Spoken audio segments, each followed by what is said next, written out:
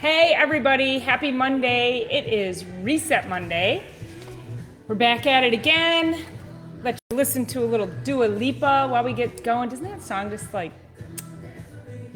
just gets right in there. Let me see if I can get some people tagged in here. And because I figured out how to do that last week, and see if I can figure it out again. Yeah, so I'm new on this whole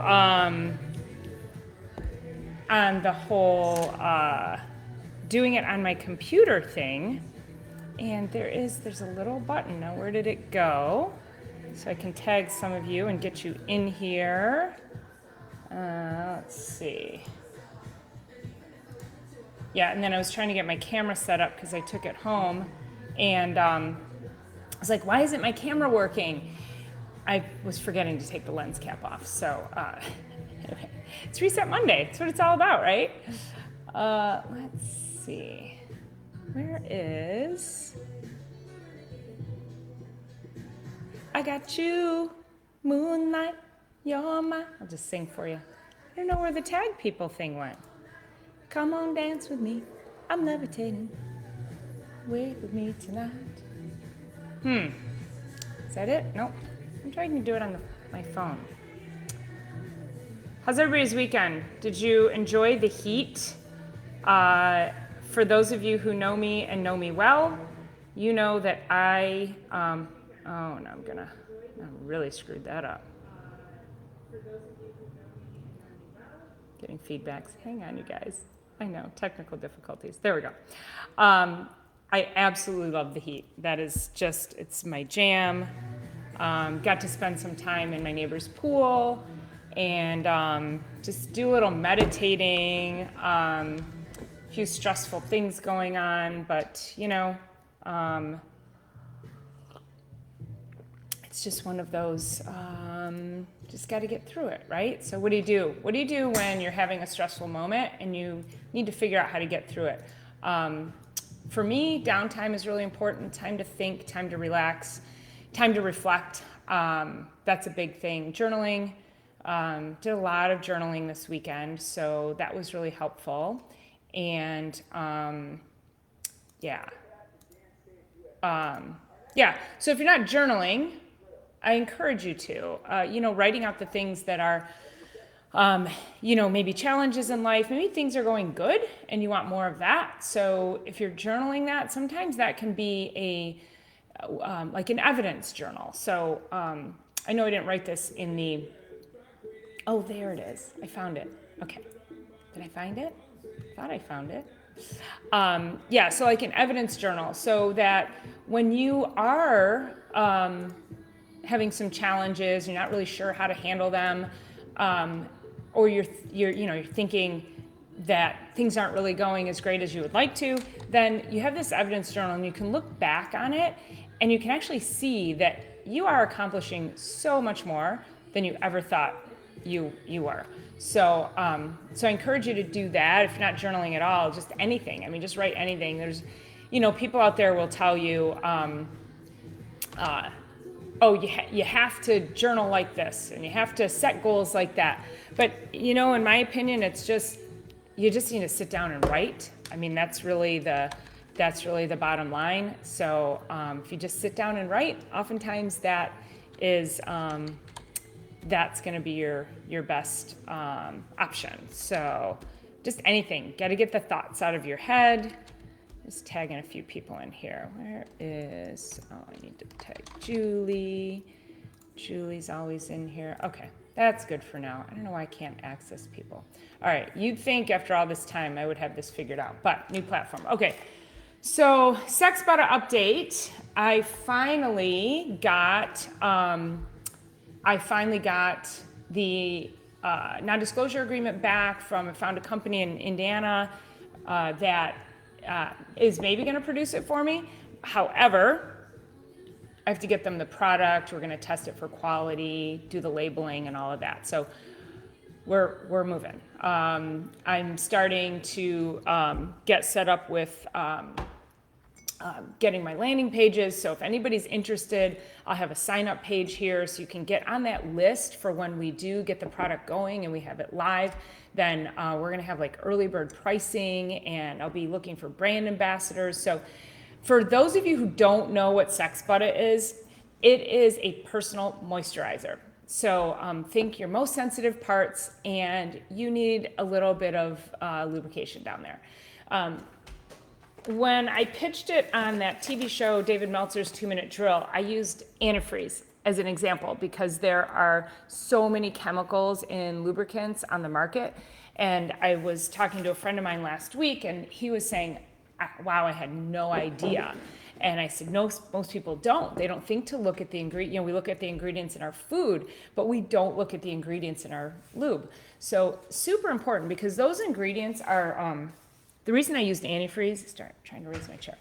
The reason I used antifreeze is because there's propylene glycol in the antifreeze, and there's propylene glycol in your lubes. So think about that. Would you put antifreeze on your most sensitive parts? And if you've used lubes, chances are you already have. So go over to Instagram, Dr. Paula Ruffin, and follow me there, because I've got a lot of Sex Butter things that I'm putting out there, and information that I'm, just trying to create the awareness. Would love and appreciate if you take that information and share it across. If you personally are having issues with needing a moisturizer, then DM me by all means, and let's get you on the list. And I do have some more product coming. I did make a batch last night, and I'm sending some of that off to the company that's going to produce it, so that I can get it tested and get it moving. So I do have to send most of that off. I do have a small quantity here in the office, and I will be making more Wednesday. So I'll have lots of butter here. And the other thing with that, the update on that, is I think we're going to drop the sex out of the name. So let me know what you think about that, because what we're thinking of is, and when I say we, I'm working with my business coaches on this, is that if we call it Butter, and I came up with Butter for Play, F-O-R, not the E. And so if we say Butter for Play, moisturizer, personal moisturizer, then we take the sex out of it. That offers us a wider audience and a larger reach. It also offers us the ability to put it like on, store shelves like CVS and Walgreens. So what do you think of that? And I did lock up the website, butterforplay.com.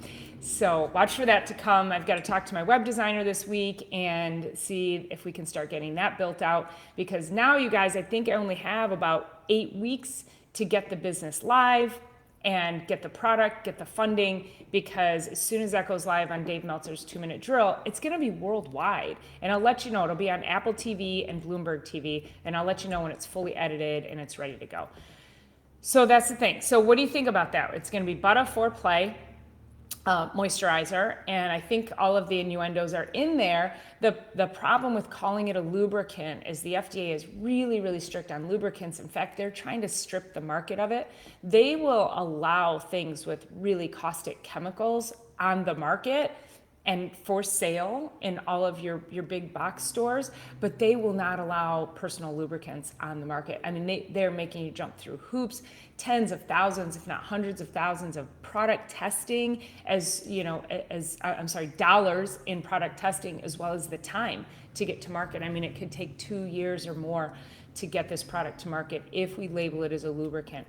Think about this. I have patients who tell me they use coconut oil, and that's just food grade, and everything that's in my product is food grade. So we're going to downgrade it to moisturizer, and it'll just fall under the Cosmetics Act, and we'll be good to go. So that's why I think we need to drop the sex part of it. So let me know your thoughts on that. Would love to hear what you think about the name. So Butter for Play versus Sex Butter. I think Sex Butter, it's not going to go away. It's just going to sit on the sidelines for a minute. I do think there's a place for that. We just have to get into that correct market. And but for now, to get this out and hit a broader audience, I think Butter for Play moisturizer is going to be our ticket. So let me know your thoughts. Drop those in the comments here. So today's topic is brain health. The Townsend newsletter, this is really one of my favorite journals, and they had this is all about brain health, this particular version issue. And what I want to talk to you about brain health is, I talk a lot about the gut-brain connection, having good gut microbiome, meaning do you have good terrain in your gut? So if you think about the terrain in your gut, if you come to my house and you look at my lawn, I have all kinds of different grasses. There's dandelions growing, there's violets growing, there's all kinds of things that are growing in my lawn because I don't spray. And that is just the natural way that things grow. And that's how your gut should be too. But what happens when you have your neighbor who has the perfect lawn, they are using harmful chemicals to kill off everything but the thing that they want, which is a singular blade of grass or a mixture of grasses. The problem with that is you're killing off things that are beneficial to allow those grasses to grow. So when you take a chemical and you start to kill things in your grass, you have to keep doing that if you want the same thing to grow all the time. Because when you have beneficial plants, one will help create a certain system underground and even up on top. So you'll have these different natural systems that each one of them is synergistic to the other. So they help each other grow. They keep each other in balance. So if you come by my lawn and you are looking from far away, you don't see all the weeds, what people will call weeds. In fact, a lot of the weeds that grow on my lawn are edible, and I'm out there picking them. And I've dropped some videos on that over on Instagram as well. So think about that. I don't have to do anything to my lawn. It looks great from far away. Even if you get up close, it looks really good. But I'm not using harmful chemicals that could be harmful to me, my dogs, my neighbors. And if you spray your lawn, or if you have neighbors that spray your lawn, I will come into the neighborhood and somebody on 2 blocks away will be spraying, and I will smell it at my house. So what that means is that you are getting toxic chemicals coming into your airspace, into your environment, no matter how clean you're trying to be.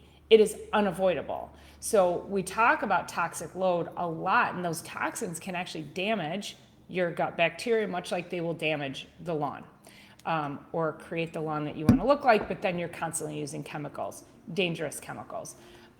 So think about that is if you just stop spraying your lawn, you're going to start seeing weeds, and it's okay. And eventually you're going to start seeing more patches of weeds because your lawn cannot survive on its own.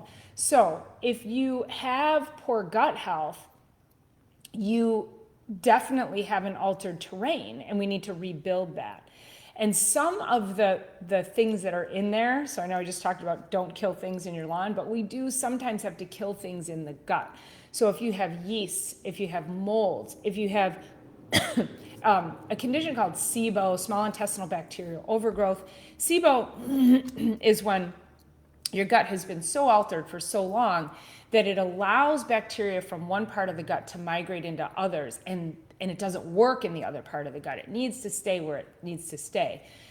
I was having a conversation yesterday with my cousin who's got really poor gut health, but it's also affecting her sleep. She has insomnia, she's got some anxiety, she's, has a lot of stress in her life. And so this brings us to the brain health, is that if you have brain fog, if you have trouble sleeping, if you do have stress, you don't feel like you can handle stress very well, if your brain is constantly chattering and you can't shut the chatter down, sorry guys, hold on. If you can't shut the chatter down, we have a problem. The gut is literally called the second brain. So we have to take care of that in order to take care of this one up here. Because as it gets worse, this can end up leading to Alzheimer's and dementia, Parkinson's, and all these other brain issues. But who wants to go through life not being able to think clearly, not being able to focus, not being able to sleep? Listen, as a chiropractor, I believe that 100% of health first and foremost starts with a clear and balanced nervous system through spinal adjusting. If I clear up your spine, if I rebalance the misalignments in your spine, that opens up the communication from the brain to the body and improves your body's ability for self-healing. However, if all this other stuff is going on there and you're still eating poorly, you're not drinking enough water, you're taking tons of medications, you're eating processed foods, you're drinking and eating artificial sweeteners, flavors, or colors, you are doing more damage to your nervous system than I can correct. So I need you all to understand this. So there's some things in here that I outlined on a couple of these articles. And there's this book that was cited in this study called The Whole Brain, the Microbiome Solution to Heal Depression, Anxiety, and Mental Fog Without Prescription Drugs. And it's interesting because when you have people who have brain issues, they often will push back against, well, how does changing my diet help my brain? I just want to encourage people to just step into it and just freaking do it. Because you know if you're not eating well, you know if you're drinking too much alcohol, you know if you aren't sleeping well, all of these things play a role. If you want to get well, you have got to grab the bull by the horns and you've got to make a commitment to yourself. And it doesn't happen with 1 or 2 good healthy meals. And so often people will say, oh, I gave up gluten, I gave up dairy, and it didn't do anything. I still have my X, Y, and Z. Well, you did it for a week. You did it all on your own because Google told you to, and you didn't have help of a licensed physician like myself who knows how to navigate through those things. So oftentimes they'll remove some things that could be affecting it, but they didn't have the knowledge to understand that they need to come in and kill off certain funguses and molds and bacteria in order for the good stuff to grow. And then here's the thing, there's a multitude of probiotics that I will prescribe somebody based specifically on what they have going on and what they need. So when you go into CVS and you're like, I'm just going to buy whatever off the shelf, you don't even know if that's the right probiotic for you. And the molds and the bacteria in your gut could be just devouring that and killing it like that. Or a really common one is, I eat my yogurt every day. Yeah, but what if you have a dairy allergy? And how do you know that that's enough bacteria in that yogurt? Are they really live? I don't know if they're really alive. They don't really test it. So those are some things to consider. But from this book, this guy, this Dr. Kelman, he uses, it's called a microbiome diet. It's very similar to what I do in my office and a lot of what I teach people. So I'm just going to read you this quote that he said: a commitment to change in diet initially requires avoidance of gluten and dairy. And he says except yogurt, and we can have that conversation in a minute, with consumption of organic fish, beef, lamb, fowl, vegetables, some fruit, unprocessed oils. So we have to get rid of the seed oils, soybean, corn, all of that. Fermented foods, sauerkraut, kimchi, and nuts. He recommends an even more limited diet for those diagnosed with SIBO, that's the small intestinal bacterial overgrowth, and using supplemental herbs, betaine, which is a digestive enzyme, as well as apple cider vinegar, which I will tell people oftentimes you need to drink apple cider vinegar every day, at least 2 tablespoons in water, start your day. That really amps up the hydrochloric acid in your gut. And then he advises pre and probiotics as well. And assuming compliance, he will see mental health improvement appearing in weeks. So this other doctor, Abraham Hoffer, he advocates for dietary and nutritional supplement approaches rather than pharmaceuticals to treat mental health disorders, including psychoses. Who does this sound like, you guys? This is me. This is what I'm trying to teach people every day. So these medical doctors who are doing these studies to actually show that change in diet and using supplementation and herbs actually can change your life. So if you want good brain health, you have to take this stuff seriously. I'm going to go through, there's so many great things in here. I'm just going to keep this right next to my station here because there's so many great things in here about brain and brain health. And I actually am thinking I'm going to create a webinar. And if you're interested in the webinar, give me a thumbs up in the comments, because I'm going to create a webinar on brain health. And I actually have one webinar already. However, I'm going to add some things to it because there's some really cool stuff in here. And so I can distill this down and bring this to you in a webinar. So let me know if you're interested in that. If you have friends who are interested, who need help with brain, who aren't sleeping, you know when you talk to your friends at the gym or at yoga or go for walks with people or just hanging out with your girlfriends, y'all talk about your stuff. And so anything, brain fog, oh, I can't think clearly, yeah, I can't shut my brain off. Those are all signs that they need to be on this webinar. So let me get to my page. Okay, so this is also, as far, when it comes to brain health, is talking about making sure that we, excuse me, I got something in my throat. We want to make sure that we are looking at prevention of Alzheimer's and dementia. And currently there's no prevention. Nobody's talking about diet and diet change. And this one article actually talks about how in Alzheimer's and dementia, they see higher plaquing of aluminum, and that people need to avoid aluminum because it causes the plaquing. Well, holistic doctors like myself have known this for years. Do you know what the highest source of aluminum is? Anybody want to venture to guess? I'm going to give you about like a second and a half to drop that in the comments. What is the highest source of aluminum buildup for most people, especially in the older population? Anybody know? It's your flu shot. It's your lovely flu shot. And you get that every single year. And people who get the flu shot have a 10 times higher incidence of Alzheimer's and dementia. So you're gonna save yourself from the flu just so you can like be completely absent mentally in your last 10 to 15 years of life. Not worth it. You take these steps dietarily and lifestyle, and I promise you will not ever need a flu shot again. You have to take care of yourself inside, and you have to trust your body's ability to heal itself.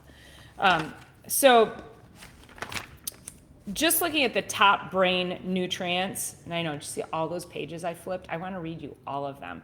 So the top brain nutrients is blueberries. And I love blueberries. I brought a whole pack of them today. I'll probably eat the whole thing. Love blueberries. So blueberries are high in polyphenols, and they support neurogenesis. So neurogenesis means like nerve growth. So it helps your brain regenerate, and it helps to like rebalance and clear up any of the garbage. And you know what? Sleep does that too. So if we get you sleeping, that helps with neurogenesis as well. You have to constantly be getting rid of the garbage in your brain and flushing it out of your body. And so it also helps protect cognitive capacity. Curcumin also helps with neurogenesis, protects against fat oxidation, and reduces neuron deterioration due to free radicals and neurodegenerative conditions. So fat oxidation is like when things go rancid and you smell it and you're like, ew, that's gross, and you got to throw it away. So curcumin actually helps with that. And there's an extract of curcumin that we use here through Metagenics, and it's 40% more effective than just regular curcumin because it helps to absorb 40% greater. Goji berries, and again, these are all neurogenesis creating compounds. They're high in antioxidants. They have other vitamins and flavonoids. I don't know if y'all have ever had a goji berry. I think they're disgusting. So who's had a goji berry? I've only had them dried. I've never seen them fresh. You can get goji berry powder. I've always been a little leery to purchase it because of how poorly they taste dried. And but I suppose you could throw it in a smoothie or in your yogurt. Use coconut yogurt if you want. And then omega-3 fatty acids. Your brain is all omega-3 fatty acids, so you've got to take care of that. So making sure you're taking good doses of omega-3s. The research studies show at least 1,500 milligrams of EPA and DHA in combination. So I had a patient the other day, she brought me her fish oil, and her fish oil it was about 150 EPA DHA. And I was like, yeah, you got to take 15 times. You got to take 15 times. She had to take 30 capsules a day in order to get the dosage that was actually going to be beneficial. So a lot of people will go to the store and they'll buy all these nutrients. And again, you think, oh, I've heard that these things are good for me. But there's specific forms of nutrients that you need, and there's specific doses. And that's where working with a coach like me can come in and help you. And listen, if you have simple questions about things like that, by all means, drop them right here. This is what this group is for. I'm here to help educate you. And then we're just gonna escalate that, because I'm ultimately gonna be moving into a more membership-based practice or group where I can help you on an even higher level. You'll have greater access to me more than just Monday mornings, but we want to be able to make sure we take you on this journey to get you well and arm you with the information that is, you're not going to be out there buying poor quality supplements as well as, super low dosage. So getting you in the right direction. So just those 4 things, if you can just, eat more berries, and make sure you're getting on a good quality omega. I'll drop the one in here that I love, that I use for my patients. And if you're not exercising, again, there's a whole slew of things here, but if you're not exercising, you need to get out and walk. We all know that exercise is beneficial for us. I love yoga because it helps with breathing and meditation and movement and flexibility. So that's my favorite form of movement. And then I do a whole bunch of other things too. But think about that from, meditation can help as well with your brain health.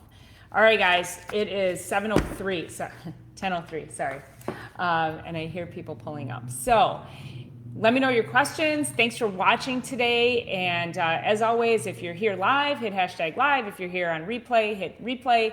And invite people in. We're starting to get more people in here, so want to see this group grow so we can help the world be healthier. All right, guys, I'm off to go heal the world. Talk to you soon. Mwah.